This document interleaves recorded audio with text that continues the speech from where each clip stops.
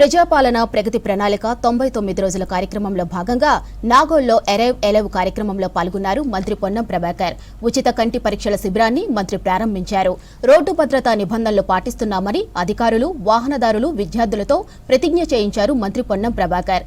చిన్న చిన్న పొరపాట్ల వల్లనే రోడ్డు ప్రమాదాలు జరుగుతున్నాయన్నారు మంత్రి పొన్నం ప్రభాకర్. ట్రాఫిక్ నిబంధనలపై ప్రజలకు అవగాహన రావాలని చెప్పారు. రోడ్డు ప్రమాదంలో గాయపడిన వారిని గంటలోపు హాస్పిటల్లో చేర్చితే రహవీర్ అవార్డు అందిస్తామన్నారు పొన్నం.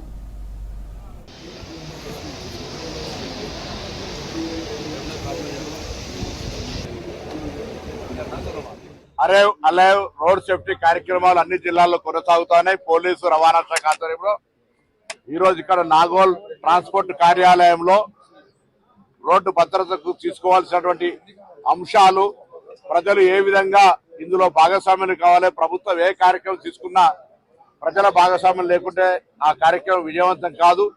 ఈ యొక్క రోడ్ సేఫ్టీకి అయితే అది పూర్తిగా ప్రజలకు సంబంధించిందే. ఏ విపత్తు, పెద్ద తుఫాన్, సునామీ వచ్చినా కూడా సంవత్సరానికి 2 లక్షల మంది చనిపోతలేరు. ఈ యొక్క యాక్సిడెంట్ల వల్ల ముఖ్యంగా యువత కొంత రాంగ్ డ్రైవింగో లేదా హెల్మెట్ ధరించకపోవడమో, డ్రంక్ అండ్ డ్రైవ్ చేయడం వల్ల రోజుకు తెలంగాణ రాష్ట్రంలో కూడా 20 మంది చనిపోతా ఉన్నారు.